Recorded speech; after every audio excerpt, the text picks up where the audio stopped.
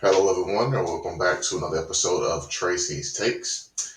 What we do here on my channel is we discuss movies and TV shows and the like. Today, I have a pretty special topic for you. I am going to discuss Daredevil Born Again and my expectations for that TV show. But before I do that, I need to discuss my overall expectations of Marvel because I feel like that's kind of pressing at the moment. Those two subjects really kind of correlate together. Uh, let's start out with Daredevil Born Again and what I expect from the show. So it is a continuation of the Daredevil series, Netflix series. It's basically a season four of that series. I'm excited about it. What I expect the most is I expect compelling story. I expect good character development. I do expect that Marvel needs to understand that although the fan base, and that's the YouTubers, the Marvel fanatics, the comic book fanatics, we all understand that this is a continuation of the Daredevil Netflix series. I hope that they know that the average fan doesn't get that. And I hope that they spend the first two episodes, or at least the first episode, giving us a rough overview of who Daredevil is, why he is doing what he's doing. That way, you don't ostracize 80% of your fan base and leave them in the dust wondering what is this show about and who is this dude. Um, I hope they don't lean too heavy into the side characters. Punisher is a great character. Kingpin is a great character. Muse is a great character shown heavily in the trailer. But this is a Daredevil show. And I do want the primary story for this show to center around Matt Murdock and the Daredevil persona that he personifies when he is fighting crime. I will admit that the Daredevil show is at its best when Matt Murdock is basically working alongside another character. So I do know that there has to be some character play, some character interaction, but I just don't want it to get lost that this is a Daredevil show. I do know that it is a 9 episode season. Uh, I just don't want Marvel to do what they've done before and lead us up to a very unsatisfying conclusion. But I'm going to get into that in more detail here in a second. So, with my overall expectations for Daredevil out of the way, I do want to dive a little bit deeper into Marvel and where I think the state of Marvel is right now as a whole. I can admit, and I think the majority of the fan base does feel that there has been a decline in quality since Endgame. But I think some of that has to do with the fact that Kevin Feige lost some of his power for a while there due to the Bob Chapek mistake that he made before he was ousted. I do think that some of that is just us as the fans looking at the MCU with rose tinted glasses on, comparing everything to Endgame and Infinity War, and forgetting that even in phases one, two, and three, there were some missteps. There was Thor: The Dark World. There was Iron Man 2. I mean, I didn't think Iron Man 3 was that great of a movie either. Um, so there was some miscues in that saga. I just feel like because it ended so satisfyingly, everybody feels like, well, that means that as a whole, the saga was great. When I, I think that the reality of it is, if you really, really take a deep dive and think back, you probably could pick out a few movies that you thought to yourself, that could have been better. I do think that Marvel has some work to do, though. Some of it is really just unfortunate circumstances. I think they had a story. I think they had an overall arching story for us as the fans to finish with Kang. But when Kang was met with lackluster response, people didn't really feel that he was a grave threat. It didn't help that he was basically introduced in a TV show that not a lot of people watched on Disney Plus, Loki, as a variant He Who Remains, and then in the end, Loki kind of wins. Not to give too much away there in case you haven't watched it, but if you haven't by now, then you probably don't want to. And then the big MCU introduction, the movie level introduction of Kang was in Ant-Man the Wasp Quantumania, which was not a good movie. And he, as although Anthony, not Anthony, I was gonna say Anthony Mackie. although Jonathan Majors did a really good job in the movie, his acting wasn't the problem. The problem was that he just didn't seem like that big of a threat in that movie. And then he ultimately lost to Ant Man, which was not a great way to show your big bad threat. You know, first movie he's in, he gets beat up. So that really was unfortunate for Marvel. So they had to, and then of course there was the Jonathan Majors drama, which I won't get into a lot here.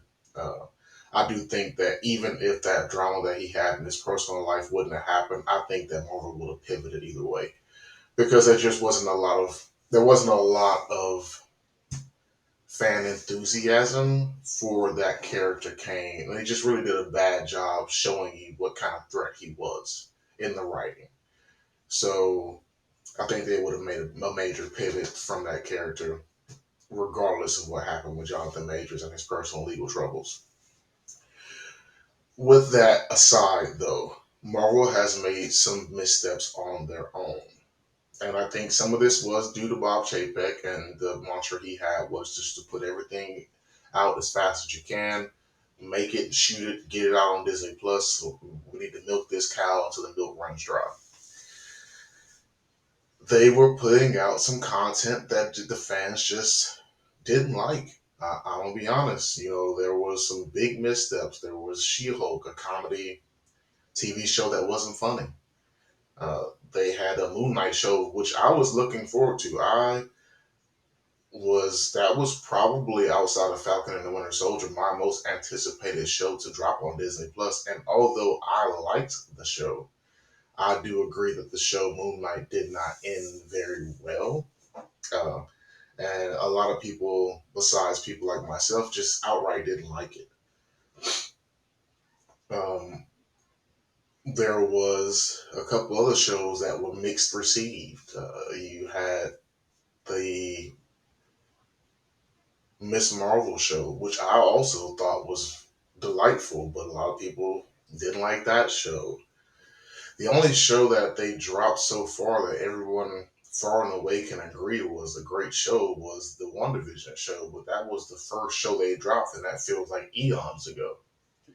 Since then, it's kind of been misstep after misstep, and I can get why people feel like Marvel is on a decline right now, and they need to do some big things to get this ship corrected. And unfortunately, even though I thought that Captain America: Brave New World was a good movie, it just wasn't a great movie. But the problem is when you have so long go by with what people would consider substandard releases of movie and TV shows, and then you drop a good movie to follow that up, it just doesn't bode well for your fan base. And I think that was part of the reason why a lot of people didn't go out to even watch this movie in theaters. They just felt like, you know what, if and even if it is worth me watching, I'll just catch it on streaming just in case it's not. And that comes from people watching substandard material. When you drop substandard material, they lose interest. Look at the DCEU with Zack Snyder, and even though that he had a very strong following and a very strong fan base, the majority of people watching those films felt like they were not good quality films.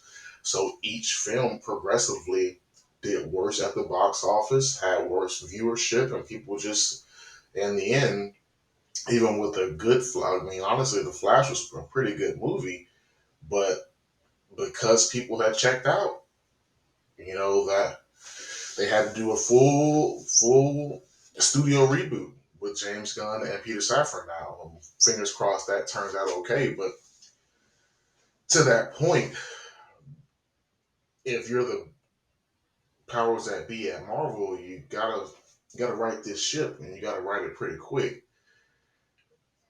I don't think that Brave New World is gonna kill them, but I do think that they need to start winning. Um, Daredevil Born Again, luckily for Marvel, is coming out on Tuesday, which is one of the reasons why I wanted to go ahead and get this video out now, because coming next week I'm going to be doing full spoiler reviews of that show. So luckily for Marvel, as I said, they have a very short window where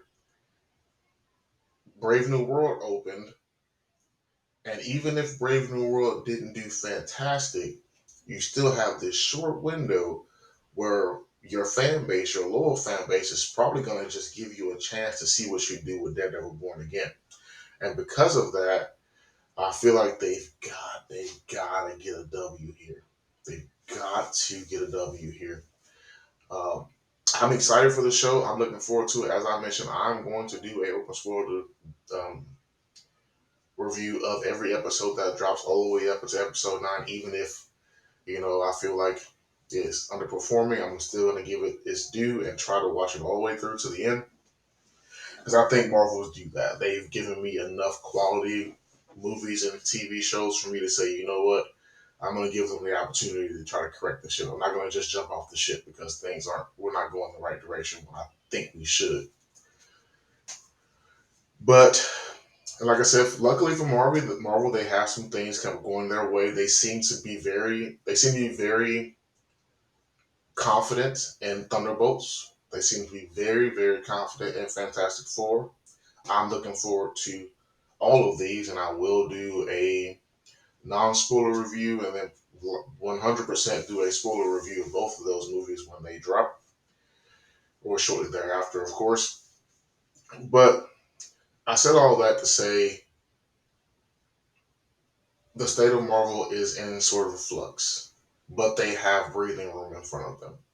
If they can right this ship with Daredevil Born Again and get the fans, because they had a win with Deadpool 3, Deadpool and Wolverine. They had a win, but it was a very isolated onto itself kind of movie, and because they have trained their audience, their fan base, to expect movies to tie together, people love that movie, but everybody's wondering, where are we going now? Where are we headed? And we all know Doctor Doom is their big bad leading us, the big bad we're leading towards, but uh, we haven't formed the team for it. And there's not, from what I gather, there's not many movies left. I think we're going to get Daredevil Born Again, the TV show, of course, but I don't think that's going to tie into anything. I think that's going to be a very strict level, very down to earth, good guy fighting bad guys on the street kind of TV show. So I don't think that's going to push the narrative forward. I don't think that maybe the Thunderbolts, because you really, no, I don't think Thunderbolts will either. I think if anything's going to push the narrative, because you already have Sentry in the Thunderbolts, and I don't think you spend all that time shooting that movie and then you put a character as powerful as Sentry in the movie and then undercut that character and that narrative story by throwing Doctor Doom somewhere in the plot. Even in the post-credit scene, you do that movie a disservice. So I think the only movie we have slated that could, and the obvious choice really, would be the Fantastic Four. But even then, I just don't know. I don't know where they do this. I mean, I know we're gonna have Doomsday, but do you just drop Doom and Doomsday? We'll see. We'll see. But with that said, I do think that Daredevil, that they seem to be confident in Daredevil Born Again. And I get this confidence from a few things. One, they have dropped trailers to great fanfare.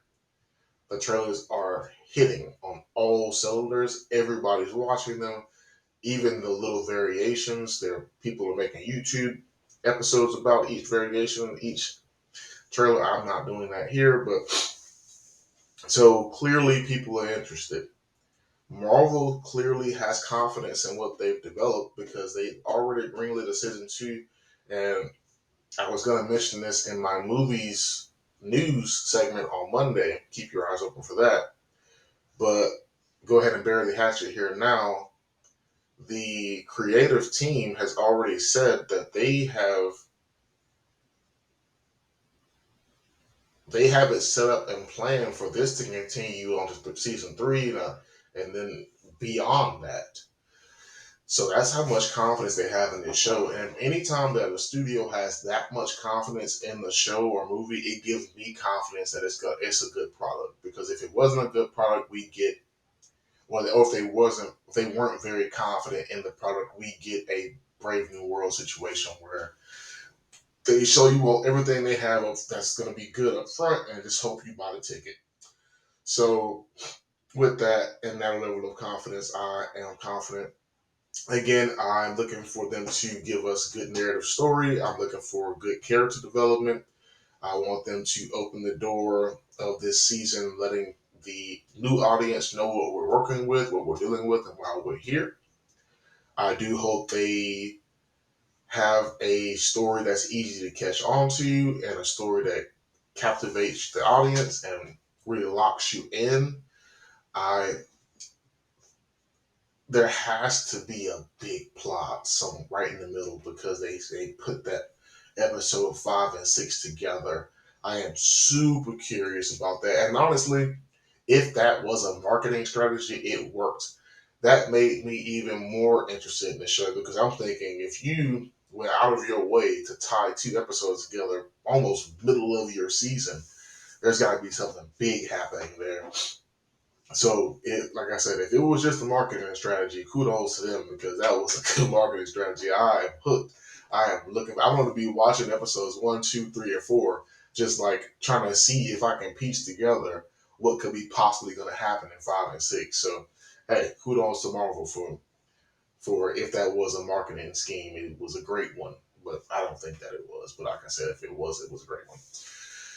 But anyway, one of the reasons why I want to get this video out was because, like I said, the show does drop on Tuesday at 6 p.m. Pacific time. So set your calendars, be prepared to watch it. The world's going to be on fire trying to look at this thing. So make sure you don't get yourself beat up with spoilers because you're late to the show.